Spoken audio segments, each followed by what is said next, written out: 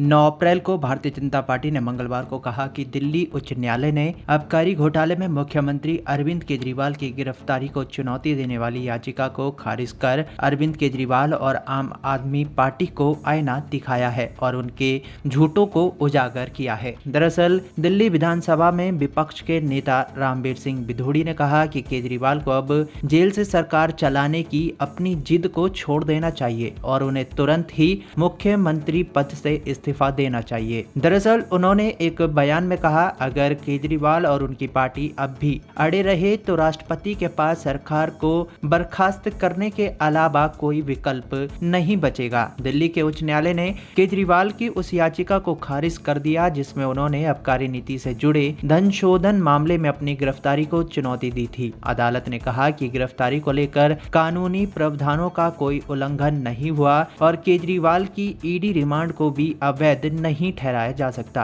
केजरीवाल वर्तमान में न्यायिक हिरासत में हैं। उन्होंने अपनी गिरफ्तारी के अलावा मामले में प्रवर्तन निर्देशालय की रिमांड को भी चुनौती दी थी। बता दें कि आम आदमी पार्टी ने कहा कि उसे उच्चतम न्यायालय से राहत मिलने की उम्मीद है। पार्टी ने कहा कि ये अरविंद केजरीवाल एवं दिल्ली और पंजाब में आपके नेतृत्व वाली सरकार को कुचलने और खत्म करने की साजिश है। भाजपा की दिल्ली इकाई के अध्यक्ष वीरेंद्र सचदेवा ने कहा कि अदालत के आदेश से साबित होता है कि केजरीवाल आबकारी घोटाले में मुख्य षड्यंत्रकर्ता थे और उनके खिलाफ कई महत्वपूर्ण सबूत है। उन्होंने कहा कि अदालत के आदेश से आबकारी नीति मामले में आपका झूठ उजागर हो गया। भाजपा सांसद मनोज तिवारी ने कहा कि सभी को कानून का पालन करना चाहिए। तिवारी ने एक्स पर एक पोस्ट में कहा, उच्च न्यायालय के आदेश ने आप सुप्रीमो अरविंद केजरीवाल को आईना दिखाया है। ईडी द्वारा एकत्रित किए गए सबूतों से पता चलता है कि वो साजिश करता है। बिधूड़ी ने कहा कि उच्च न्यायालय के आदेश के बाद केजरीवाल के पास